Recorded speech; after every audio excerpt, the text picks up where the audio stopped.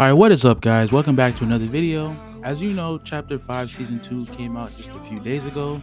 And as we know, a lot has changed. There's different POIs, different places, land, different mythic weapons, and new bosses in the game. There's just a whole lot of new things added into this game, which I am super excited for. But in today's video, we're going to be giving you tips, the fastest way to improve in Fortnite Chapter 5 Season 2.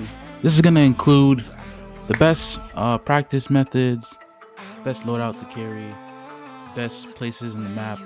But overall, you're just going to become a lot better at this game. You're going to understand how to actually become a cracked player.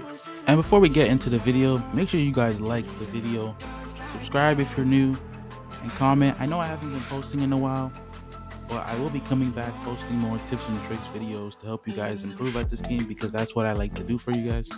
And lastly guys, if you want to show support to my channel, you can go ahead and use my supporter creator code, which is right here. Feel free to copy that into your supporter creator code. It is free to do and it does help me out. So without further ado, let's get straight into the video.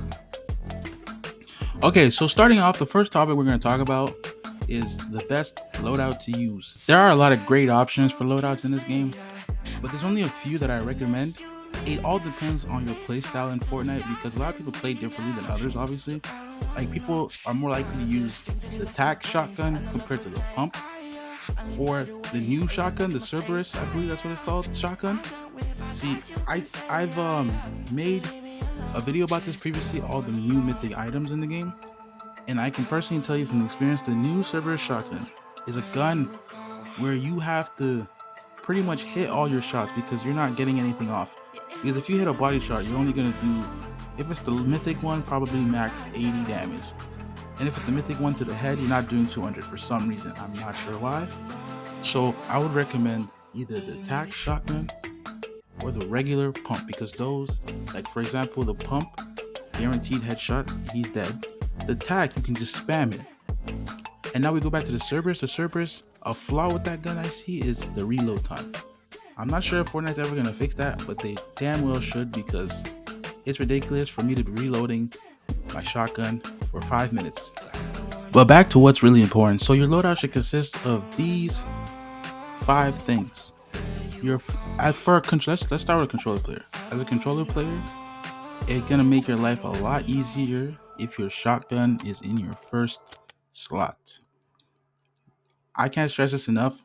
I've been put in situations where my shotgun is not placed properly, and I think I'm holding my shotgun, but I shoot the guy in the face with my AR. At the end of the day, it's all about your preference and what you've been playing with for the longest time, because I have been doing this since 2020. So this is nothing new to me, having my shotgun up first, AR or SMG up second, and then you can put your AR last if you want. It's all preference. But how I do it and how I recommend you should do it is shotgun first. I recommend the pump or the frenzy auto. Second weapon in your loadout should be the new drum gun, if you haven't seen it already, or an AK-47, because the AK-47 does a lot of damage. You can ping people out the sky, but if you want to use the drum gun, you can also ping people out the sky, but it's more for medium to close range. And in your third slot, I recommend having one piece of movement item, either an impulse, the wings, or a medallion. More importantly, the Cerberus medallion that makes you dash forward. And for your 2 last slots, it should be shields. For example, you could have 6 minis, 3 big pot combo, or you can have 3 medkits, 6 minis, or you can have chug splashes and big pots. It's all up to you, but as long as you do it like that. So shotgun, AR, movement, and 2 shield to finish it off. That's the best way and most optimized way for a controller player, I would say, you can do.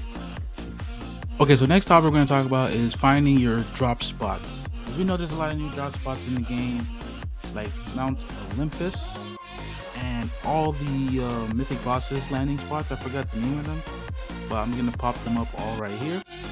And before you decide where your landing spot is, I recommend you land at each one of these landing spots, just so you can get a feel for them, know where the chests are, know how much loot spawn there is, know how many people come here.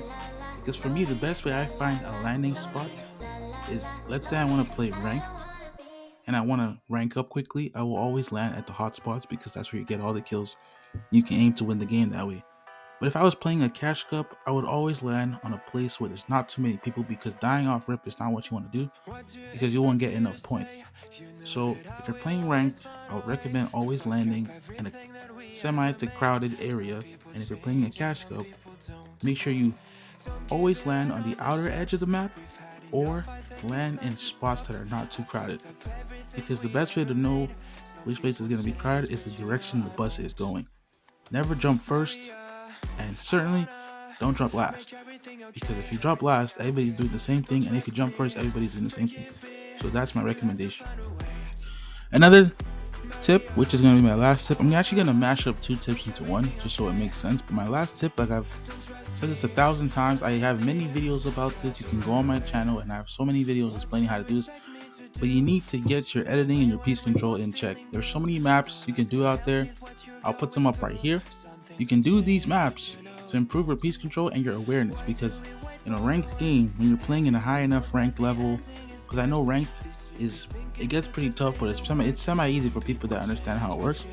But if you're playing in a ranked game, you have to be able to hold your own. If someone is pushing your box, you need to know what to do, how to get out of certain scenarios, and that's exactly what piece control maps do. They teach you. Now the second tip inside this same tip is you can learn the piece control, but also understand how to read the storm. Because if you don't know how to read storm, if you don't know how to play a fast-paced environment, then you're gonna struggle. And another way to learn that is by playing Zone Wars. Zone Wars is the best way to do it. Play 16 lobby Zone Wars, get everybody in there. Just practice being in a tight place with a lot of players shooting at you, storms moving fast. Overall, this will just make your awareness a lot better. So that's gonna wrap up this video today. I hope these tips are helpful. If this video gets enough interactions, likes, and comments, I will drop a part 2, a more in-depth one, so you can learn even more. But it's been your boy Maple. Make sure you like, subscribe, comment, and I'm out.